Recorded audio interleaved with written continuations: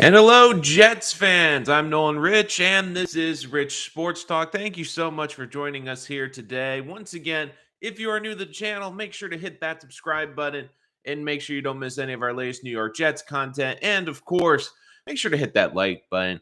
Come on, we want to get as many Jet fans in this community as possible. Share their thoughts, their opinions, give us their questions. And once again, for those of you joining us, if you have questions, thoughts, or comments, put them in the chat and I will make sure to get to them. So I guess the Jets didn't get blown out and the Jets didn't lose by 30 points.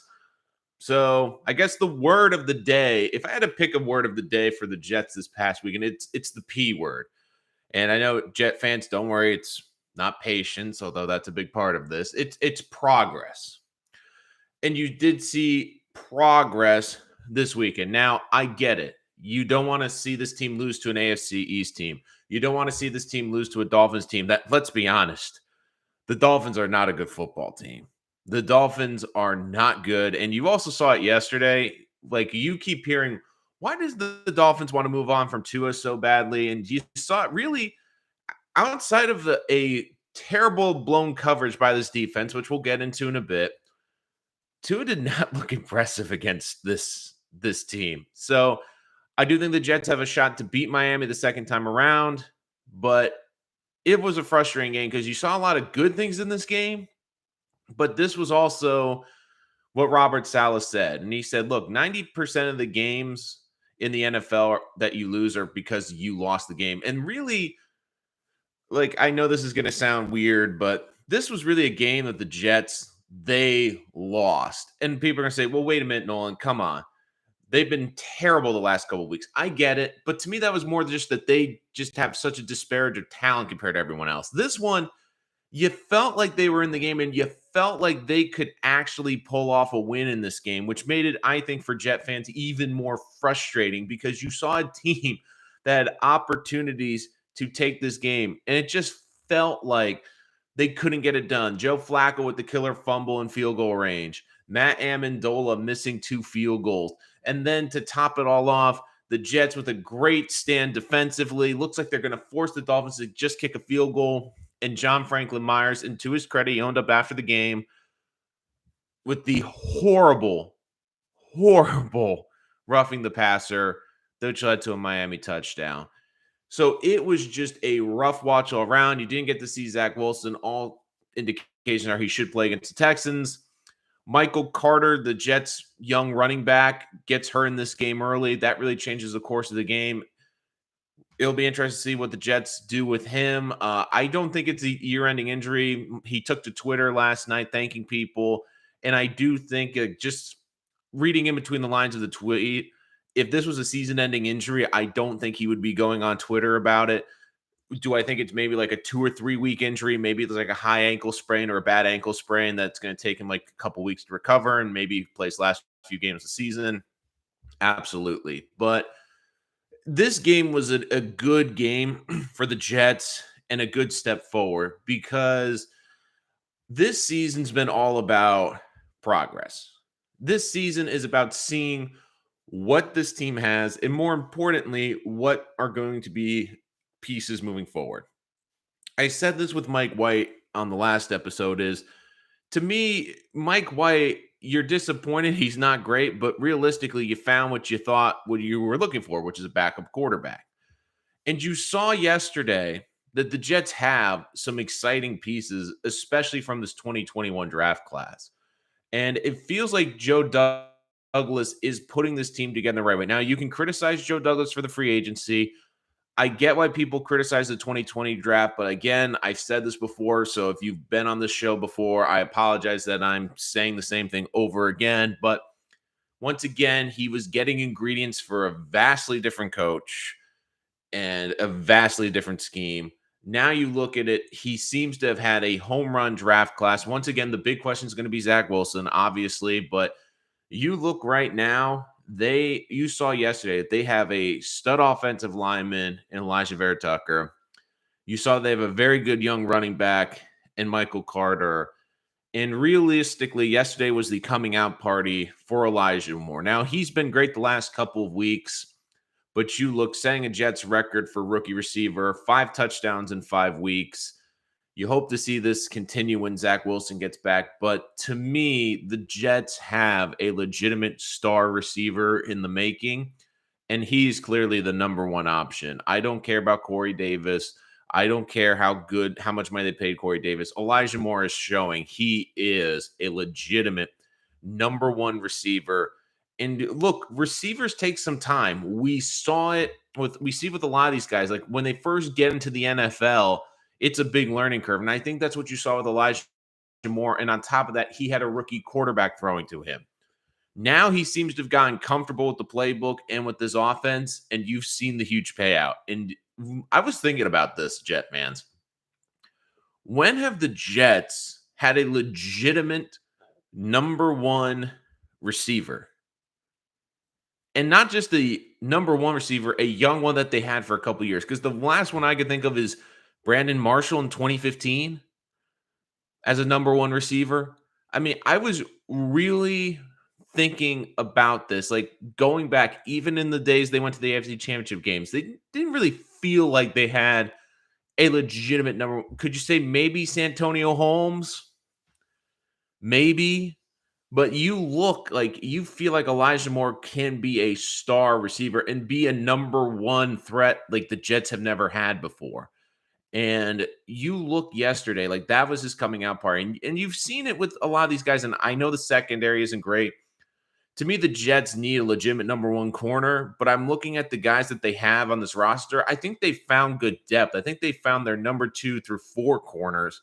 It's just that they don't have a legitimate number one. And you look yesterday, like you saw the defense play better. I get it was against a bad offense, but you saw that this team played better. I'll get more into the defense a little bit, but you look at this offense, you're seeing the offensive line play better. You're seeing a good development on the offense. You're seeing young guys get in, and you see a good core on this offense with Elijah Moore, potentially Braxton Berrios, Michael Carter, Elijah Vera Tucker.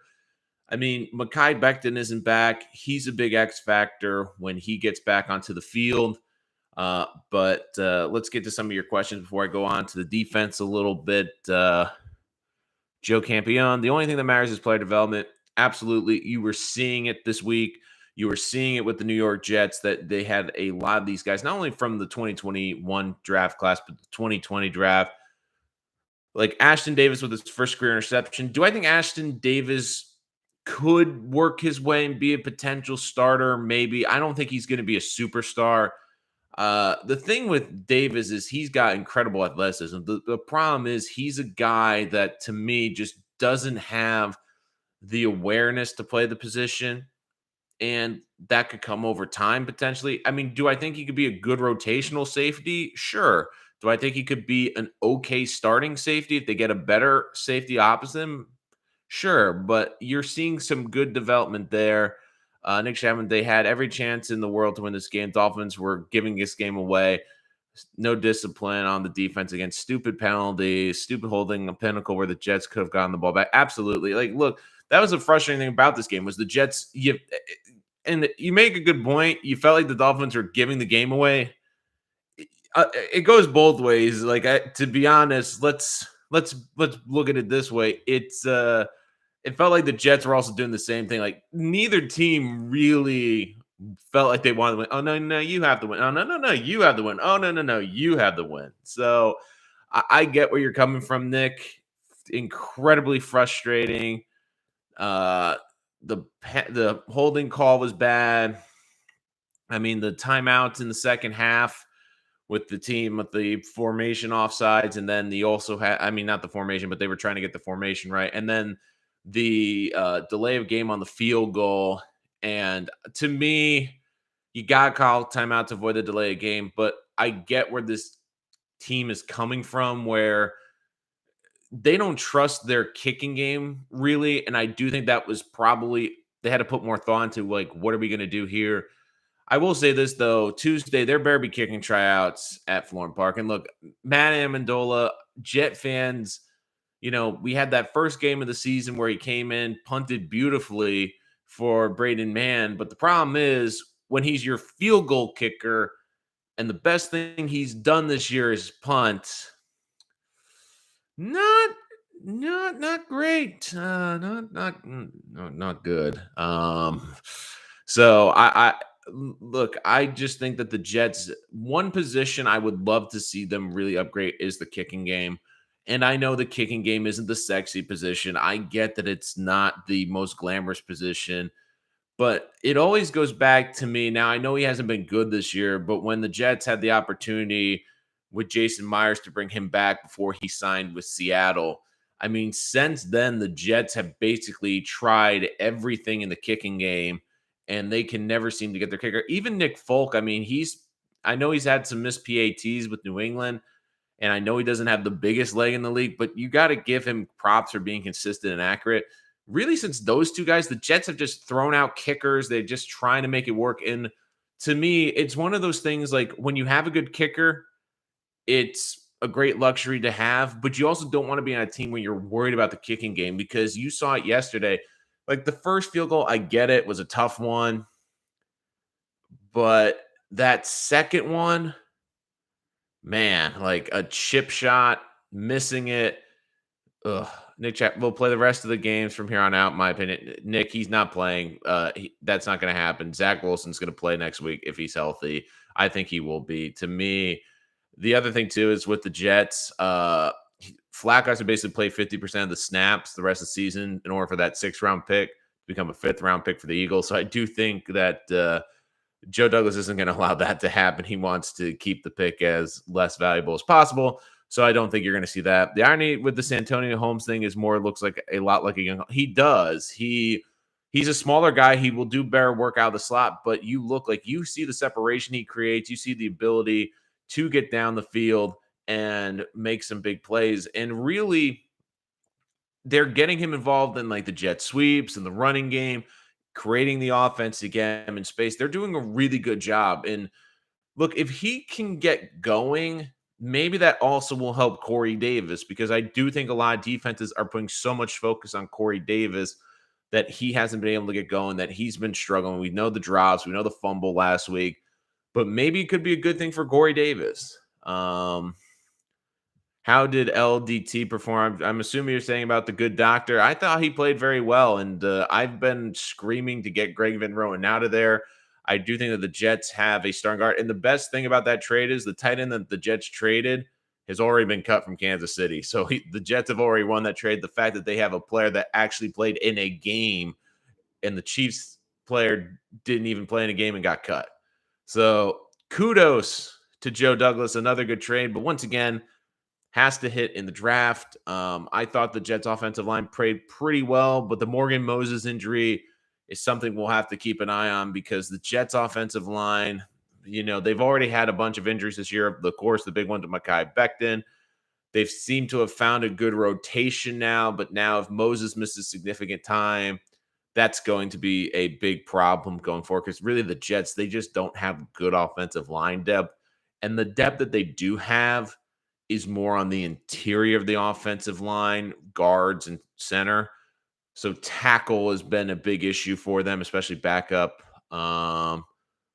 Socrates Johnson, Rich Talk. Yep, you forgot the sports in the middle for the name of the show. Thank you so much. Once again, guys, chat is open. Give us your response to the Jets loss to the Dolphins. And of course, if you're new to the channel, make sure you hit that subscribe button so you don't miss any of our live streams. Of course, we do weekly previews. We do special episodes about the Jets. We did a full midseason mock draft last week. Haven't seen that? Go check it out. Speaking of the draft for today, the Jets would not only have the number 2 pick in the draft, but would have the 5th pick in the draft. So the draft already, we're starting to, your Jets fans when we're starting to talk about the draft midway through the season. And of course, we will see the Jets and the Texans fight next week to see who will get the better draft position. Although to me, you can't be worried about draft position at this point. Win some football games, build this culture. I do think the Jets at the end of the day are likely going to have a top 5 pick. Seattle's got an easy schedule, but they're also a mess right now. So I think there's a chance the Jets have 2 top 10 picks, which would be astounding. Have you seen Tankathon's draft? Stingley, Hamilton, two linebackers, and a tight end with the first 5 picks. I completely disagree with that. I'm going to go off a little bit of tangent here about the draft. Thanks, Joe, but I completely disagree. If you watch my mock draft, I say when I do these mock drafts, I'm very careful because I say this isn't who I would take. This is who I truly believe the Jets will take. And how do I do that? I look at your history. We all have tendencies. General managers, front offices, they all have tendencies. And now we've had 2 drafts and 2 full free agencies with Joe Douglas. We know what he values. We also know what Robert Saleh values, but we know what Joe Douglas values in the draft, where he values certain positions, and where he believes he can get certain talent. Now, also, you have to take into account the free agent class. There's some good cornerbacks, especially number ones, J.C. Jackson, Stephon Gilmore. I do think the Jets could break the bank and go out and pay for a corner. Now, the thing I see with the Tankathon draft, and look, I give Tankathon a lot of credit. They do a great job with the mock drafts, and I can see where they're coming from because they look at the Jets secondary and how bad it is, and it makes sense. But there's a couple problems I have with this. Number one, Stingley, to me, he is the best corner in this draft, but he also has injury concerns. I mean, he had an incredible freshman year, but he's had nagging injuries since then. And the Jets have already spent a first-round pick on a player that's had nagging injuries and can't play, and that's Mekhi Becton. I don't think Joe Douglas is going to want to use it on a player who he's not 100% sure with the health on. And tell me if this sounds familiar, Jet fans. Top 10 pick, cornerback, had a great freshman year, okay middle years of college, but had some injury issues, and the Jets still drafted him. D. Milner, anyone? Now, look, Stingley is by far a better player than D. Milner, but that is a cautionary tale. The other thing, too, is with Hamilton, my mock draft, I believe this is what the Jets are going to do. If they have 2 top 10 picks, they're going to take the best pass rusher they can, and they are going to take the best offensive lineman they can because Joe Douglas believes in building the trenches. So does Robert Saleh. In my mock draft, like I had Aiden Hutchinson, if the Jets can get him and a great tackle, I think the Jets would love that. They need to improve, and I get the defensive line's already good, but they want this defensive line to be great. And here's the other thing with Hamilton, and this is my opinion. Now, if you disagree, put it in the chat, but this is my thought on Hamilton. Yes, I think he can be the best defensive player in this draft. And of all the players, he's probably the one that can make the biggest impact. And especially for the Jets, I get it. It makes a lot of sense given their safety positions.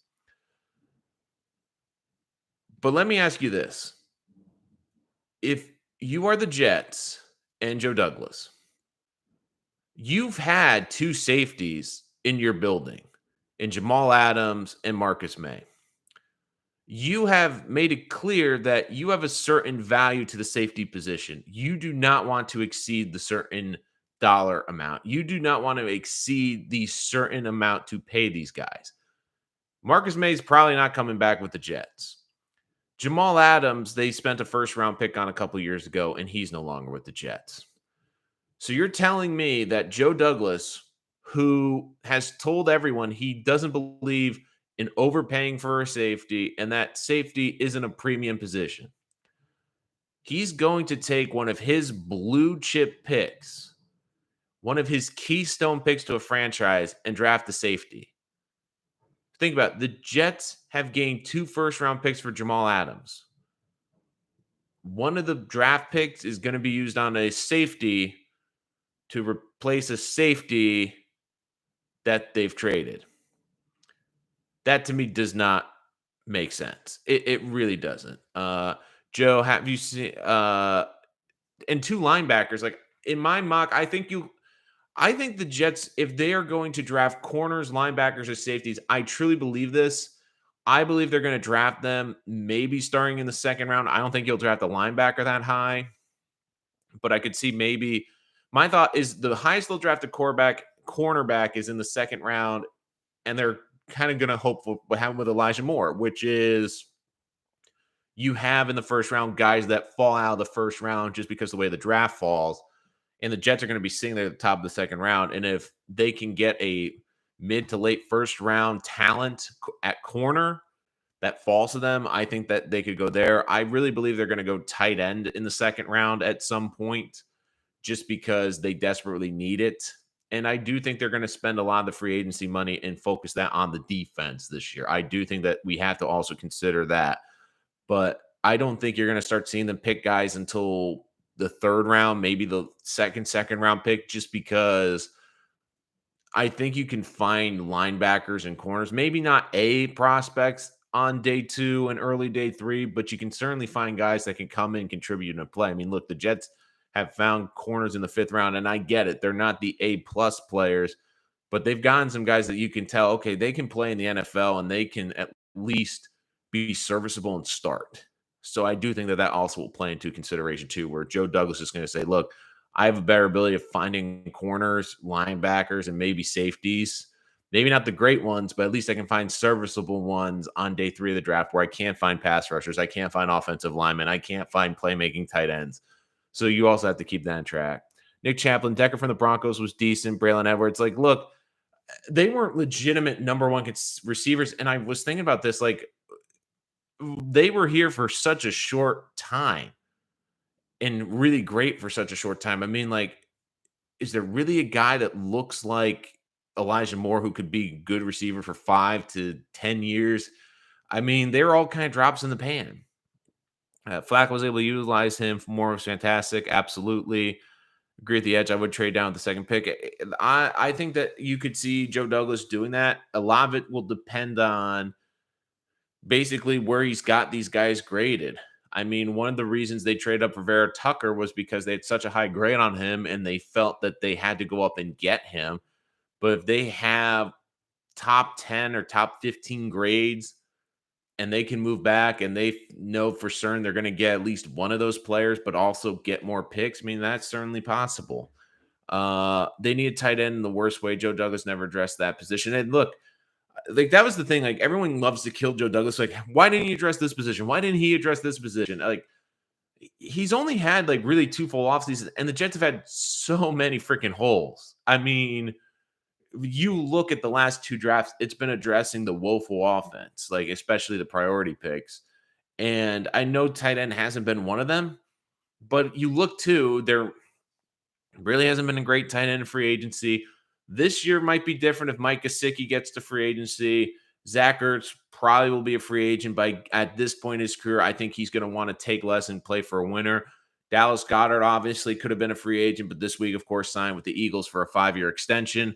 So I do think the Jets could potentially look at the free agent market depending on how much these tight ends are going to cost. I mean, OJ Howard likely going to be a free agent from Tampa Bay. Hayden Hurst might be a cap casualty with the Falcons. I mean, there are guys like, look, they're not going to be the sexiest tight ends, but there would be a certain upgrade over what the Jets have. This is not a great tight end draft class. I think Trey McBride and Weidermeyer could be early second round picks. I don't just think you'll see a tight end go in the first round this year. I think you'll see a run on tight ends in the second round, just because that to me is where their value will be. And there really isn't a lot.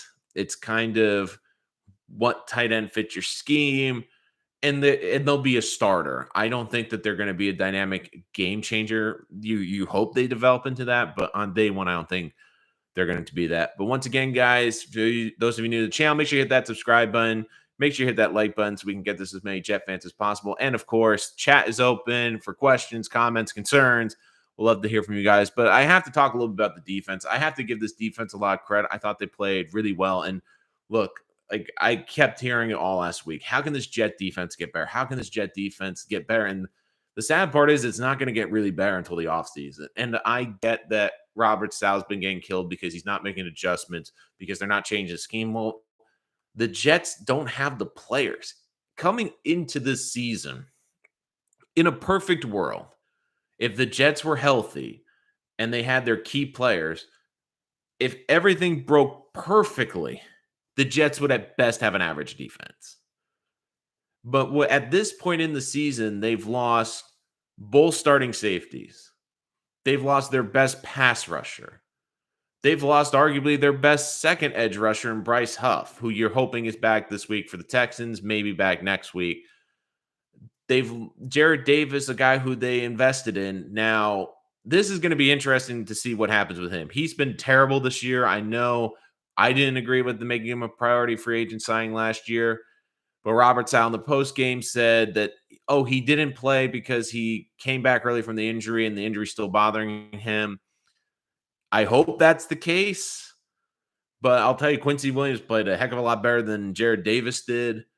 And I really thought about this hard. And this is the thing is like, I know it's easy to kill the Jets and the Jets are not a good football team. But if I look at this defense, I say, who on this defense would be a starting player for a playoff competitive team? Not a playoff team, but a team that could compete for a playoff spot. And I really thought about the defensive line. Sheldon Rankins, okay. Quinnen Williams, okay. John Franklin Myers, okay. And I know everyone's killing John Franklin Myers, but because of the injuries, he's playing out of position. He's better as an interior defensive lineman because of all the injuries to the edge. He's playing a lot more edge. So I think he's still going to be a very good player and a good contributor for this team for a long time. It's just that because this team's so thin on the defensive line, he's playing out of position, and I got to give him credit for that, for being able to do that. But then I looked at the back seven. I'm like, okay, Quincy Williams, good role player, probably shouldn't be out there every snap. CJ Mosley,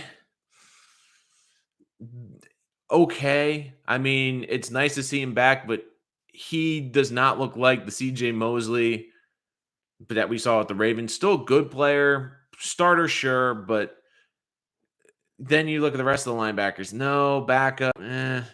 And then I look at the back and the secondary. I mean, Pinnock shouldn't even be on this team. I mean, Pinnock shouldn't be on an NFL roster. I mean, think about how many guys in the secondary. I mean, outside of, and this is the scary thing, Ashton Davis is the highest draft pick in the secondary right now. I mean, realistically, you're starting 2 fifth-rounders at corner. And granted, Hall's been good. I really like what they have out of Michael Carter, the cornerback. But they probably, Bryce Hall, the best he should be is the number 2 corner on a team. He shouldn't be the number 1. And also with Michael Carter, great slot guy. But you look at this Jet team, the rest of these guys, maybe the 4th best corner on a team or a good team, maybe 5th. I mean, the safety that they were playing yesterday is a practice squad player. I mean, you look at the back 7, there are guys on this team out of the 7, more of their starters should be on a team's practice squad than even a backup depth, and the Jets are starting them. So, unfortunately for this Jet team, it doesn't matter what they do schematically. They just don't have the talent right now. You're basically asking Jeff Ulbrich and Robert Saleh to coach this defense. Oh, and by the way, you're going to have both hands tied behind your back, and for good measure, we're probably going to trip you too. It's just so bad. And like one of the big key injuries has been Bryce Huff. I mean, he provided a nice balance of speed, and really the Jets don't have a speed guy to really account for. I do think when he gets back, that will be an impact. And look, I really am high on Bryce Huff. I think he's a very good rotational player. But you look right now, like Nathan Shepard's getting significant playing time. Nathan Shepard probably shouldn't be on the field, but because the Jets defensive line has so many injuries too, he's getting significant playing time. So I just feel like this team, and it's hard because I get it. We talk about the progress, we talk about the growth of this team, and we're seeing the growth in areas, and it's a painful growth. But I also get why fans want to win football games. I completely get it. Like, this is the point of football, is to win these games. But then again, like, I know it's easy to pile on the Jets. Everyone's killing the Jets. It's easy to kill the Jets. But can we also acknowledge that for the last 4 weeks, they've played 3 different quarterbacks, that they've basically gone with backup quarterbacks. And look, there's going to be a lot of pressure on Zach when he comes back, because you've now had 3 different quarterbacks with Mike LaFleur now throw for over 290 yards and 2 touchdowns when they played. Joe Flacco, Josh Johnson, Mike White. So if you're Zach Wilson, you have to take notes. You have to look to see how this offense has been run, and you have to basically come back and look. Am I expecting him to come out and throw 3 touchdowns and 300 yards against the Texans? I'd love to see that. But for me, progress for Zach would be have him play boring football, have him being able to hit these guys, let these guys make plays. Give it to Elijah Moore, give it to Corey Davis. Let these guys, they are guys that can make stuff happen when they have the football in their hands. And if I'm Zach Wilson, sure, take those shots down the field, but limit them. Stop playing the hero ball. And really, that to me has been the biggest problem with Zach is trying to play hero ball. And I get it. He's got a ton of pressure. He's the second overall pick. He wants to prove to everyone that he deserves to be the second overall pick. He's got so much pressure on him, and he wants to show off like what he can do. He wants to show off that arm. But listen, he has to play within the system. And I do think the Texans are a great spot. And everyone's like saying, oh my God, the Texans look great. No, they didn't. The Texans look garbage yesterday. The only reason they won that game is because Ryan Tannehill had his worst game as a pro and threw 4 interceptions. He looked abysmal. Absolutely abysmal. I mean, Tyrod Taylor had 107 yards throwing yesterday for the Texans. 107. The Texans are bad. The Jets need to beat the Texans. They need to also beat the Jaguars too, but I mean, I do think the Jets have some games, like even the Saints. I mean, the Saints have more weapons, but good God, they've looked lost with the backup quarterbacks in there. They just look like complete mess. Don't fall over on the next question. Good one. That's why the Jets are drafting 3 defensive players in the first 2 rounds. I could see them drafting multiple defensive players.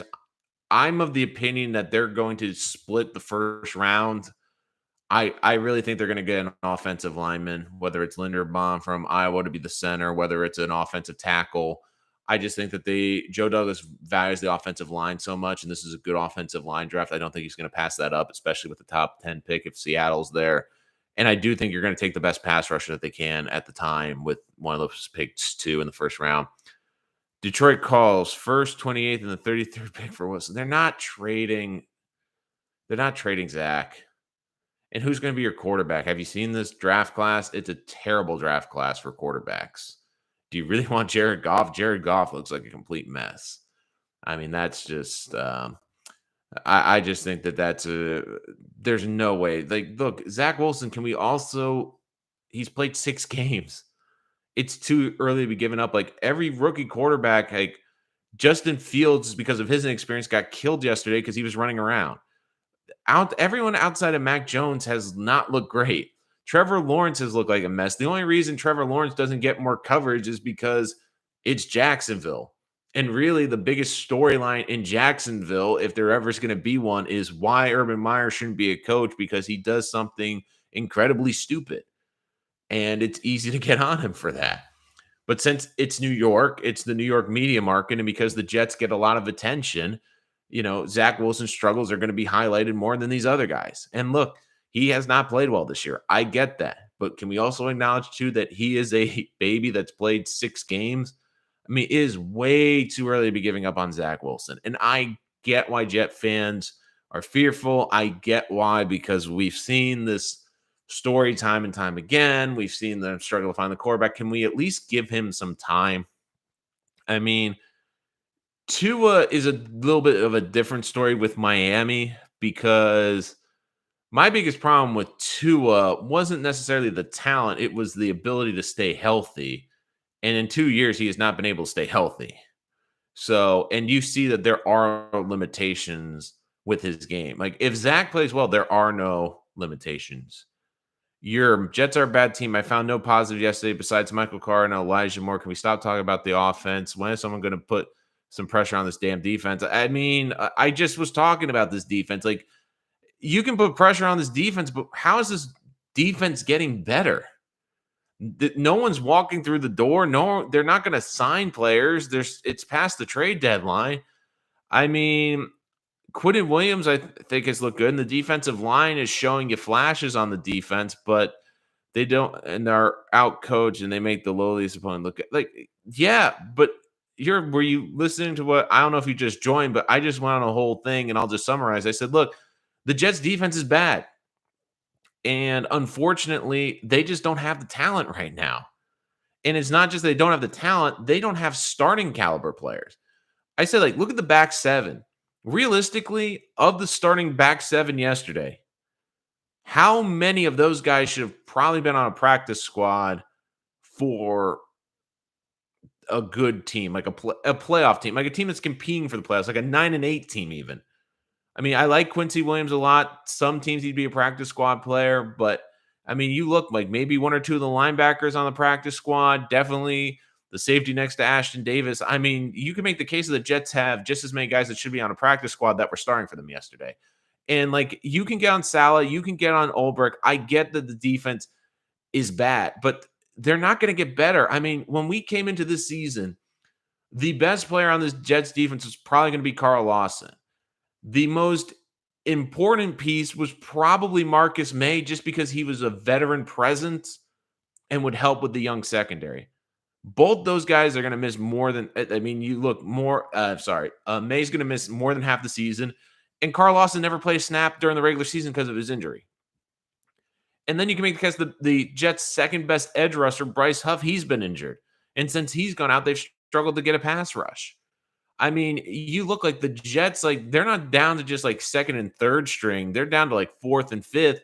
And this was a team that didn't have depth and they didn't have really a lot of talent. And I know it's easy to jump on Joe Douglas, but can we also just say Mike McCagnon and John Idzik, they have not done this franchise any favors because they did not give these guys depth.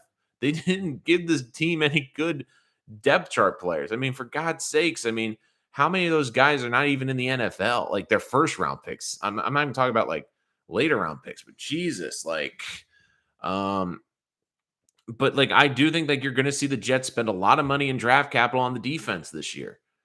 And like I said, in a perfect world that the Jets are perfectly healthy and didn't have major injuries, they would be an average at best defense.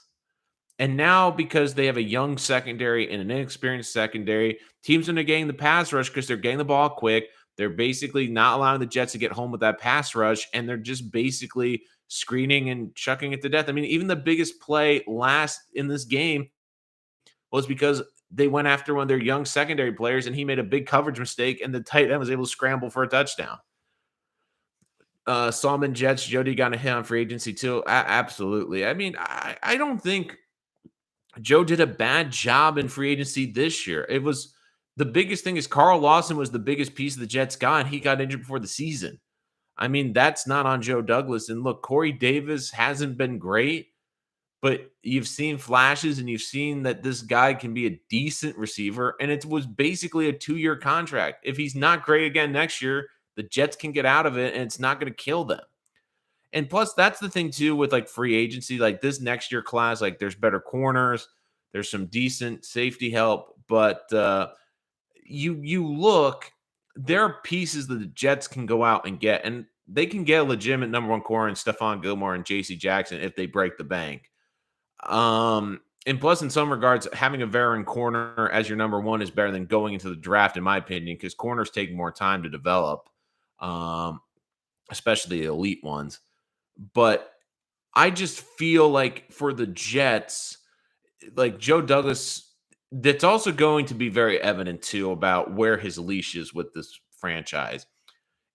I do see Joe Douglas spending significant money in free agency, but if he's really going all out and spending more than we expect, and if he's really plugging every hole in free agency, I think you can tell like if he's getting pressure from the Johnsons by what he does because he really wants to build through the draft.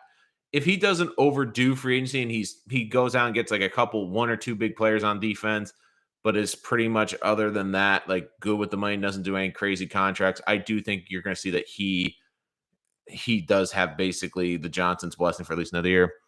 The 10 years prior to Douglas, we have Quinn Williams, Fatukasi, maybe Fant to show for it. Fant was, yeah, but Fant was a signing for Joe Douglas. That was Joe Douglas's signing was Fant. So even before that, basically Quinn Williams and Fatukasi are like the only leftovers from the previous regime.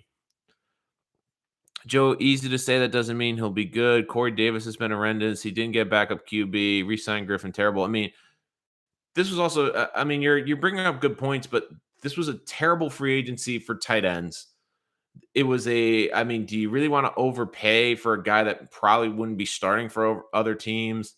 And I mean, like I said, like I get why fans are frustrated, but the Jets had so many holes. I mean, better question is what holes did the Jets not have after last season? And I know we want to kill Robert Saleh, and I know Adam Gase was god awful, but can we also acknowledge the fact that the Jets, we were talking about this team not winning a football game last year and going 0-16 at one point.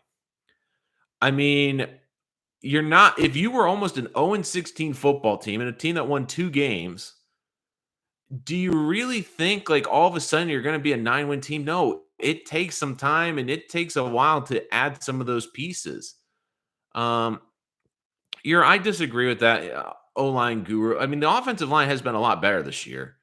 I mean, they've been a lot better. They got rid of Greg Van Roten. I mean, Greg Van Roten to me has been the biggest liability on the offensive line, and they finally have addressed that and replaced him. Now, I get on Douglas for going into the season starting Greg Van Roten, but also, all things considered, the fact that their best offensive lineman got hurt in week 1, and George Fant is not allowed to sack as a left tackle. I mean, that to me is excellent. I mean, they had the foresight to get Morgan Moses, so they had a right tackle ready to go. And I mean, is the offensive line an elite offensive line? No, but I do think that if you have another good draft and you have the Jets draft either Linderbaum, the center, who I really like, or they go out and they get another tackle, I do think that they can really have a good offensive line. Joe Campion Thibodeau, Gilmore Hamilton might improve that slightly. Yeah. I think Thibodeau is going to be the number 1 pick. I really like Aiden Hutchinson, the kid from Michigan, a lot too. I think he's going to be a really good player. Especially he's good against the run. Like, I will not be shocked if he's in consideration for the number 1 pick. I think he could be a real dark horse. Because Thibodeau also has had some injury problems this year as well. You had Jonnu Smith in the building. I mean, what was more attractive to Jonnu Smith? Playing the money was about even. Playing for the Jets or going to play for the New England Patriots. And look, like, he's not even getting time with the Patriots. He's getting some decent time. And also, Jonnu Smith, like, the Jets offense, you're not sure what it was going to look like. You know, the Patriots, what do they want to do? They want to throw to the tight end. They throw to the tight end more than anyone. So if you're Jonnu Smith, you're probably saying to yourself, okay, I can go with the Jets, who are going to have a head coach I don't know about, a rookie quarterback I don't know about, and I know the Patriots had a rookie quarterback, but even at the time, Jonnu Smith could have rationalized it in free agency, saying like, well, at least I got Cam Newton thrown to me in the short term.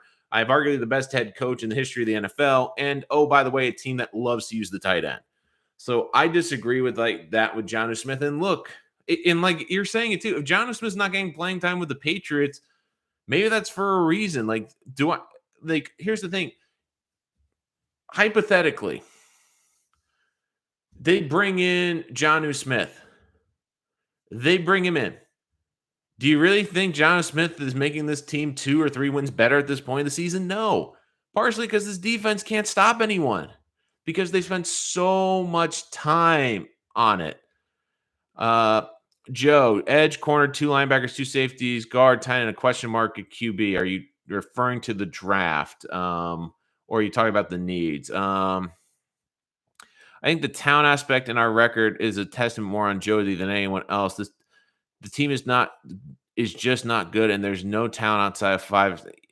Right, and I get that, but also I thought he had a good draft this last year. I mean, we're talking about Michael Carter. We're talking about Elijah Moore. I mean, if he was a bad GM, he would not have had those picks, and the Jets would look even worse. So I just feel like for Joe Douglas, like, once again, he was rebuilding this team from scratch. I mean, once again, last year, this team almost didn't win a football game. They were almost an 0-16 football team. And if you were to ask Jet fans, you're shocked that they won 2 football games. You don't go from winning nearly 0 football games to all of a sudden, oh, they're going to win 9 games with a rookie quarterback, a rookie head coach. It doesn't work that way. This team had so many holes, and you got to give Douglas a credit because like he needed to have a really good draft to fill a lot of needs. And you look at this 2021 draft class, you feel like they got some studs, but you also feel like they at least got depth in this draft class. Like their day 3 picks, you look and say, okay, Sherwood, uh, Namza, you like, okay, maybe they're not starters, but at least they feel like they're good depth pieces. They feel like if they have to play a couple games, we're not going to get killed. But those guys are hurt. So, like, I just look, I think the Jets did a good job addressing a lot of depth. It takes time. And the Jets also have 7 picks in the first 4 rounds next year. If the Jets go 2-15 down the stretch and don't win another game, the whole salary regime should be shown the door, including Douglas. Like, personally, I don't think, Nick, I don't think the Jets are going to win just 2 games. I really do think that they can beat the Dolphins. I think that there are 3 or 4 winnable games. And like even at 2-15, I know it would be easy, but like look at it this way. Like the Jets are not an attractive place. So let me get this straight. In your scenario, Douglas has shown the door and also Salah. Who the hell are the Jets going to get? They're not going to get a guy that came in as revered as Joe Douglas. No one's going to want the position because he only got 2 drafts. And I know they got a lot of draft picks, but then you're going to say, oh, yeah, you're also the new GM. You're not going to be able to pick your own quarterback for a couple of years because you're Sal with Zach Wilson. You're not going to move on from Zach Wilson after 1 year. And then with Salah, like if you go and do that route, what head coach are you getting? No head coach is going to come to the Jets because it's like, okay, they gave Adam Gase, and Adam Gase was an exception because at least with Gase, the Jets had the excuse after 2 years, the team got worse, but he also was a previous head coach. So you had that to his resume. You had the Dolphin years tacked on to have a 5 to 6 year sample size.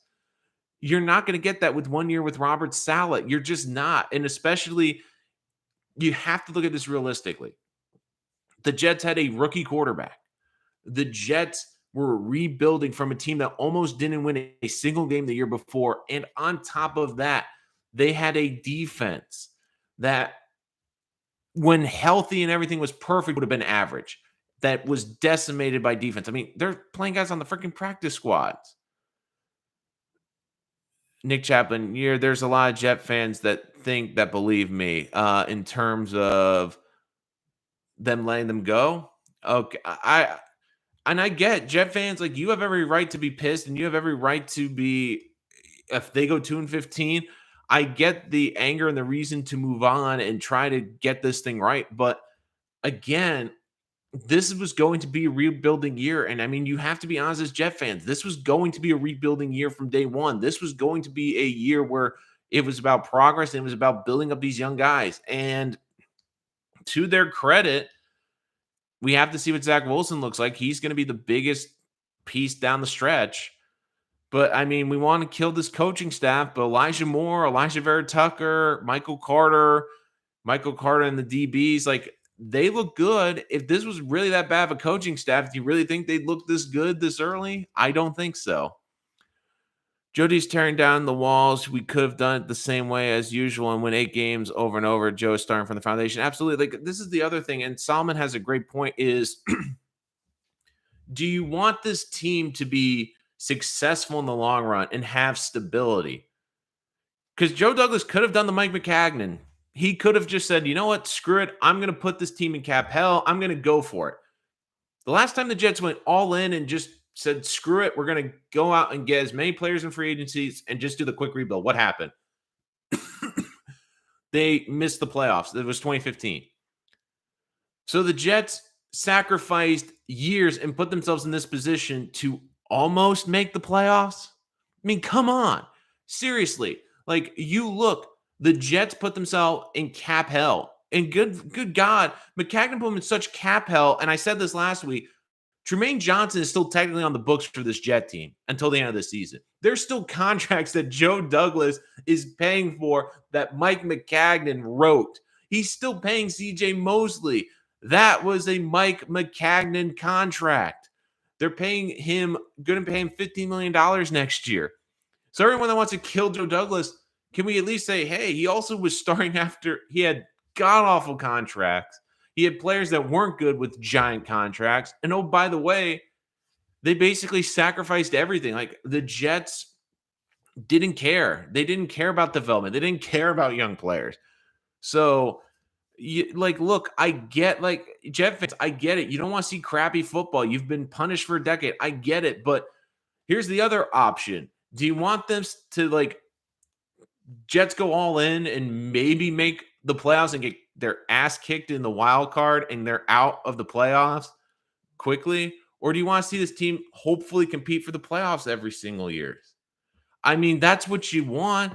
And I get it. You don't want to see this team be bad, but I'd rather have this team be bad this year and be building towards something next year than have a team that's just like, oh, you know what? We're going to go all in. We might make the playoffs this year, but then you know what? The next 4 years are going to be terrible because we traded valuable draft capital. We've got these terrible contracts. We can't bring anyone else in. I mean, Joe, Douglas had 16 holes in the starting line. Now he has 8. Yeah, I mean, it's plugging holes. Like the Jets had so many holes. Like realistically, before last year's draft, Jets needed to improve tight end, wide receiver, quarterback, running back, offensive line, pass rusher, linebackers, cornerback, potentially one safety, probably two. And we're not even talking about kicking game. I mean, really, outside of Braden Mann as the punter, who was filled in, Marcus May at safety, but even then, you're not sure about his long-term aspects. I mean, you came in before the Jets went to the podium to draft Zach Wilson. Be honest with me. Out of this starting 22 positions, and Braden Mann, the punter, is special team. The 22 positions before the draft last year, how many did you feel were keystone pieces that were going to be a part of the Jets for the next 3 years? Not 5 years, 3 years. Offensively, maybe Mekhi Becton, but you weren't sure about the injury history. And then you look on the defense. Quinnen Williams, great. Who else? They didn't really have much.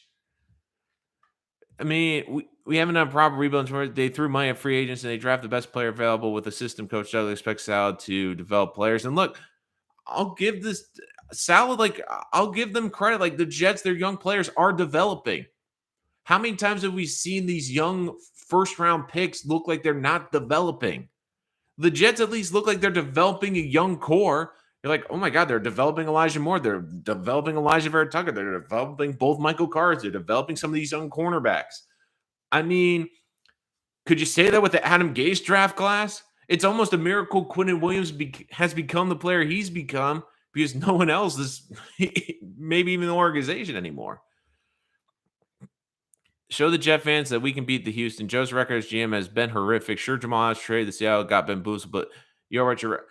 I get that too, but you also were starting from the very bottom, and you also had to really. You're changing a culture, and you're changing a toxic culture, and you're dealing with a situation to me, it almost feels like Joe Douglas. This is year one, because once again, I said this at the beginning of the episode. And I love how we've gone on this tangent, but you have to almost give Joe Douglas a mulligan for the first draft in that first offseason because he's been here 3 years, but that was after the Maccagnan draft. The first year, he was drafting for Adam Gase, who was a complete opposite. And don't forget, the GM and the coach have to work together. So you look, a lot of those picks that he was making not just because he thought they were good picks, but because he felt that Adam could work with them and because those are players that Adam Gase wanted. A general manager is not going to draft players that their head coach doesn't want, except if you're Mike Maccagnan or John Idzik, but we all know that history. So I do feel like Douglas and Saleh are more on the same page and they fit their ideologies fit better than Gase and with Douglas. I mean, you've seen a huge difference in terms of how well the players look under Sal that they've drafted this year compared to last year. And also the people that are killing Douglas for the 2020 draft class. Again, he was drafting for a vastly different coach and a vastly different offensive system. If the Jets were drafting in 2020 with Robert Saleh, could you make the case that Becton? Sure. But I don't think they draft Mims in the second round because he doesn't really fit the system. I don't know if they draft Ashton Davis in that draft because I'm not sure if he really fits the system. You look at that, guys, it's like square peg round hole. I mean, let's be honest. So, and if you want to feel confident about Joe Douglas, like if the Jets were to have the same record and Elijah Moore looked like a bust, like Elijah Moore, I mean, let's think about it. This was a great stat. Elijah Moore has 5 touchdown catches this year, okay? Mike McCagnon's wide receivers drafted in their history had 4 total touchdowns. Think about that. 4 total touchdowns for every wide receiver Mike McCagnon drafted. And Elijah Moore's done that. He's beaten that already by himself this year, and there's still a lot more football to go. So, like, I get it's easy to get on Douglas because this team's bad and they have a lot of holes and they are bereft of talent. But look where he started from. Like I said, at the 22 positions, Becton, but you weren't sure about the health, and Quentin Williams before the 2021 draft. And really, Douglas had to hit on almost all these picks, not just for stars, but for depth. And really, you look like, I get Jonathan Marshall has been playing, and I get some of these guys are on the practice squad, but you look right now, you say, okay, the Jets have starters. They have some depth guys, but they look like they have some studs. And again, Zach Wilson's going to be the big determining factor. I get all of that as the quarterback. But again, Joe Douglas was starting from scratch. And I think he's done a very good job. I'm a Joe Dean Sal supporter, but geez, if we can't be the Texans, Jags, and Dolphins one time, then that's a red flag. Like, I get it, but also, Solomon, I get it's a red flag, but I do think they're going to beat. I feel in those games they're going to go 2-3. Like, I really do. But again, this defense, we're talking about a team that realistically 5 of the 11 starters probably should be on the practice squad on a good team, not even backups, just because of how they've been killed by the injuries. I mean, the Jets were thin and then they got killed with injuries. I mean,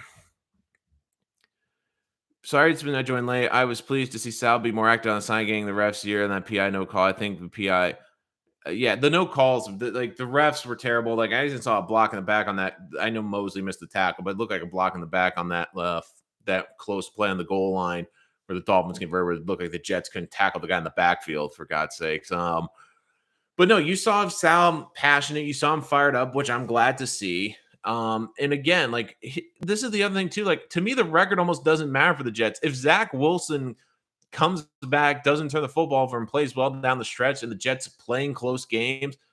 And even if the Jets don't have a great record, I do think the Jets are going to squeak out at least 2 more wins. But even if, like, the Jets win 4 games, but Zach Wilson finishes the season, you're like, okay, we feel confident, we have our quarterback. I mean, you're not going to look back on this and go, okay, this was terrible, we lost to the Dolphins. I mean, the Dolphins, they're not a good football team, but again, they're a football team that we all thought was going to be competing for a playoff spot this year. I mean, their offensive line and their offense is bad, but their defense, they have some legitimate talent, and they also have some pretty darn good corners in that secondary. So, I mean, I do think that the Jets you hope they take from this game, we can play Miami well with our backup quarterback that has the mobility of a tree. And at least Zach can probably avoid some of that pressure. So, look, I do think you're going to see this team play better. And look, I understand it wasn't a great defensive effort, but again, the defense did play better. And on top of that, like, this game was frustrating because you felt the Jets could win and they lost the game themselves. It wasn't that the Jets got blown off the field, that you felt Miami was worlds of talent better. It was really the Jets being themselves. And look, when you're a young team that has the most rookie snaps by far in the NFL, and you're starting a bunch of babies, and you're starting a bunch of guys that should probably be on practice squad, you're going to make a lot of mistakes. A lot of the Jets, it wasn't even the talent. It was just they were so inexperienced. And Salas after the game, like, you have to learn how to win games. And I completely agree. That's such a true statement. And when you have such a young team like this, there's going to be a lot of growing pains. I mean, we came into the season, we knew there's going to be growing pains. And unfortunately for Jet fans, I get it. You want to see the finish line. But I mean, we're in the very beginnings of the race right now. Uh, Joe, Douglas drafted quality people with high IQ, high physicality plans, and on development plan. He drafted two safeties for linebacker. Eccles has top 5 corner physical tool. Uh, Eccles, I think, is a guy who could be in the top 5 or rotation. Like, again, I said this. I think the Jets corners like, if this team goes out and get like a JC Jackson or Stephon Gilmore and slides him to the number 1 and Bryce Hall becomes like the number 2, I think the Jets have done a good job of building these corners. And again, I mean, everyone's killing Joe Douglas, but can we also remember the corners that the Jets had when he got here and how he's done a good job with corners that he's drafted in the 5th round? I mean, we're talking about 2 guys, especially with Carter and with Hall, that could be the 2 or 3 corners going forward, maybe on this team. And they were late day draft picks. So I do think you have to give him a lot of credit for that. And also, I just feel like, once again, this Jet team, and I think expectations are almost unrealistic. I mean, once again, Robert Saleh is taking over for a team, and I have to repeat this. Last year, this team almost didn't win a football game, and for Jet fans, you were shocked that they won 2 football games. I don't think it's reasonable to all of a sudden expect a coach that had a roster that almost didn't win a single game to all of a sudden win 8 games with a rookie quarterback, and it's a first-time head coach and a first-time OC and a first-time DC, and you have the youngest roster in the NFL, and you have the most rookies playing in the NFL. I mean, I think Jet fans, like, I get the frustration. I get that you're upset with this organization, and you have every right to be for how bad they've been.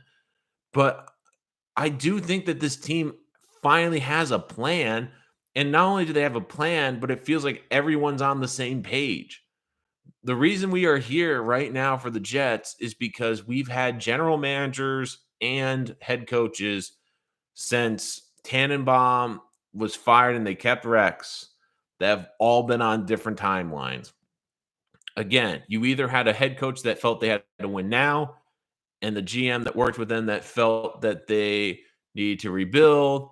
Then you'd have a head coach that wanted to rebuild, but a general manager that felt pressure to win now.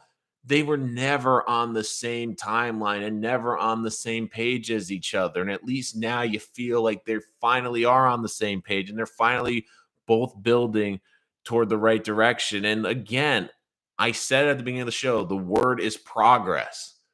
You're seeing progress from this offense. You're seeing not only good players from this draft, but we're talking about 2 guys who I do think will be in the Pro Bowl eventually, in Elijah Moore and Elijah Vera Tucker. I mean, if I was to tell Jet fans outside of Zach Wilson, the Jets could potentially in the 2021 draft just draft 2 potential Pro Bowlers and not get anything else out of it, you would have been thrilled. And on top of that, it looks like you've got good depth, a good running back, and some good pieces. Maybe not starters, maybe not huge contributors, but good depth and good pieces later in the draft. But again, it all comes down to Zach Wilson, how he plays.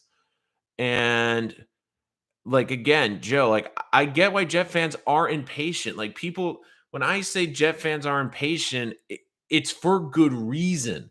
It's not like I'm not making fun of Jet fans. I'm not like beating on Jet fans like a lot of people in the media do. Like, I get why Jet fans like are frustrated, and I get that they hate being a laughing stock. Like, I'm a Jet fan. I get it. I hate being the ridicule. I hate all this crap.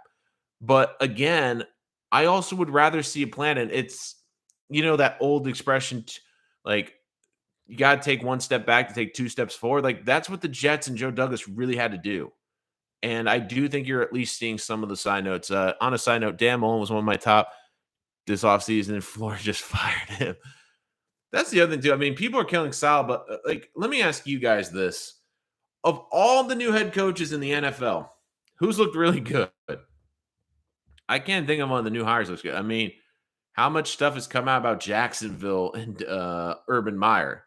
I mean, is Urban Meyer going to be their head coach for more than 2 years? I mean,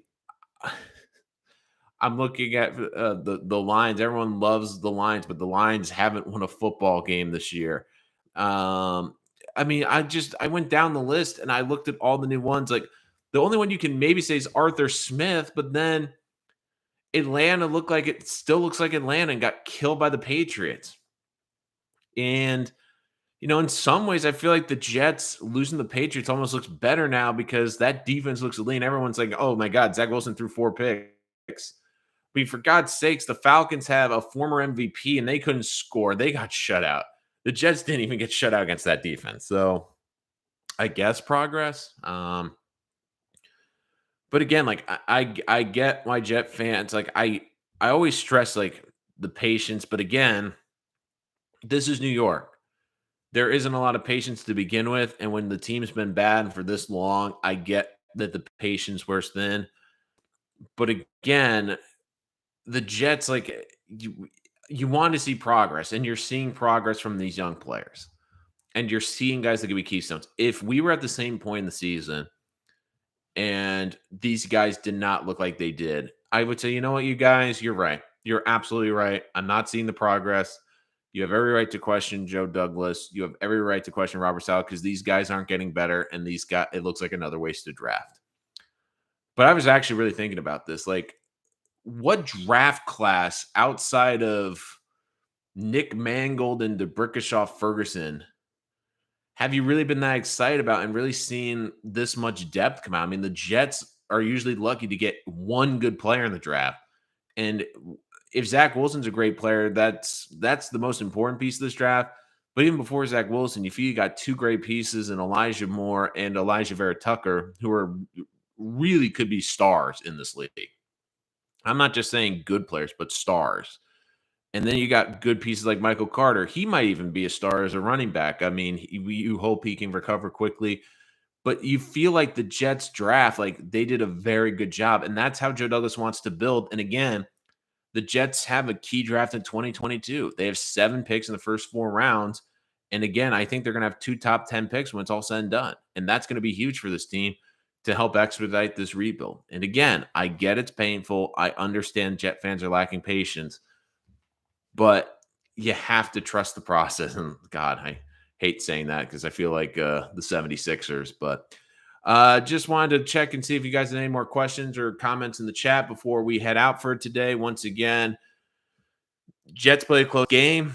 I mean, I know I keep throwing the P word, the progress word around, but you felt like at least they competed. If the Jets got blown out by the Dolphins yesterday and there was like a 30-point blowout, then yeah, I could see why people could be upset about that more. But again, we have to be realistic. The Jets are starting their 3rd backup quarterback. Again, you have to be somewhat realistic. And again, the one thing that was the hard thing about yesterday is the Jets beat themselves. But again, this is a young team, and this team has to learn how to win. It's going to be a process, but I do think that they can eventually get there.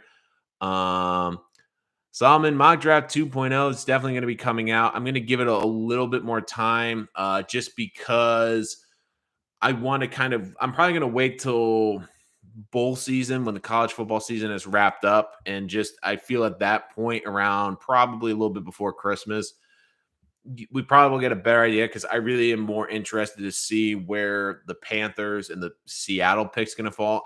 I'm pretty confident the Jets pick is going to be top 5 in the first round, but that impacts what we could potentially pick. If the Jets are picking in the top 7 with Seattle's pick, or if they're picking more down toward 12 or 13, that impacts because I have a mock draft. I look at the prospects and I see who will likely go in the top 10. So I do evaluate based on that. But I do promise you guys mock draft 2.0 is coming out. If you haven't seen the first one, that's available. It's a 3-round mock draft. The first 5 picks in the Jets draft I had for the midseason.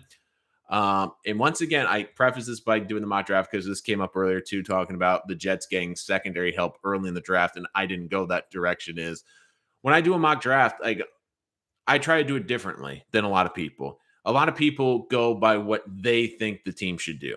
And I do have that input in the pick. Like I think that the team should do a lot of these picks that I have. But when I look at it, I also really think about, is this something Joe Douglas would do?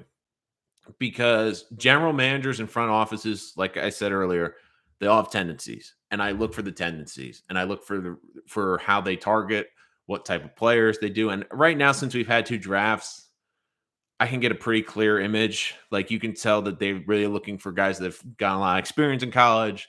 They look for a lot of team captains, a lot of team leaders, maybe guys that maybe aren't as highly touted, but like they have a lot of the intangibles there, especially in the day 2 to day 3 range. And also they value trench play. So like when I really look at the offensive and defensive lines, I do see the Jets really pushing hard, especially early in the draft. And again, I feel like Joe Douglas, like I get why people have them taking secondary guys in the first round. I just don't see that happening because they've traded away their picks, secondary players for first round picks, and they haven't re-signed them. And two, he's shown you that he likes to take people on day 2 and day 3 of the draft in terms of the secondary. So I just don't see that happening on day 1. And again, I also did it a bit too because I do think the Jets are going to target a top corner in free agency. I do think they'll go after Stephon Gilmore. I do think they'll go after J.C. Jackson. And I know Joe Douglas doesn't like to break the bank, but I do think for that situation he will. And I do think you're going to see this Jet defense not only go through the draft, but they will supplement through free agency. I don't think the Jets will be as aggressive in free agency in terms of, I doubt they'll go after Devontae Adams, maybe a receiver. I mean, this is a really good receiver class. Like if they really love Chris Godwin, maybe the most I see him do is maybe trying to get a decent tight end and maybe address some offensive line help in free agency. But I do think the defense will take priority in free agency, and I do think you'll see the Jets spend a lot of money there, and that impacts how, of course, they will attack the mock draft. So again, also make sure you hit that subscribe button because I don't just do these. I do full videos on the Jets. I do mock drafts. Once we get to the offseason, I'll do full 7-round mock drafts. And of course, I'll do rookie report cards at the end of the season, break down how I feel like the rookies did this year, potential free agency signings that the Jets could target in free agency, guys that they should avoid. So there's a lot more content coming, guys. So make sure you hit that subscribe button so we can continue to grow this channel. And of course, spread to as many Jet fans as possible. Last call for questions in the chat before we sign off for today. Once again, thank you guys for joining. I always love having you guys and your feedback throughout the show. I love having these good conversations with you Jet fans. And look, like I get it. Like I try to come from a reasonable standpoint, but I'm one of you guys. Like I really am a diehard Jet fan. Like I really love this football team and I get the frustration. I'm frustrated too. So like I can share that with you guys. I get where your frustration is coming from. Like I'm not just coming from a neutral party place and trying to tell you how Jet fans should think and how they should be viewing the season. No, I am a Jet fan. I get where the pain's coming from. I get where the frustration's coming from. But again, I said what you want to see the second half of the season is progress, see these young guys grow, and you also want to see this team compete. I don't think the win total is important. You just want to see this team play a competitive game in the fourth quarter. And look, you did that against the Dolphins. Does it suck because you want to beat an AFC East team? Absolutely. I get that. And I get the frustration. But I do think that the Jets have a good shot against the Dolphins when they play again. I mean, if anything, you came out of the game saying, okay, the Jets can beat the Dolphins. And man, the Dolphins are a mess. If the Jets can clean some things up, they can beat that team. So I do think that a couple more wins are coming. Texans, obviously, a big one coming up this week. Preview show will be this Friday at 10 a.m. A little Black Friday special. Hopefully, you guys are awake from after eating all the turkey on Thursday. And of course, haven't gotten trampled trying to get the latest things on Black Friday. But, looking forward to that show on Friday.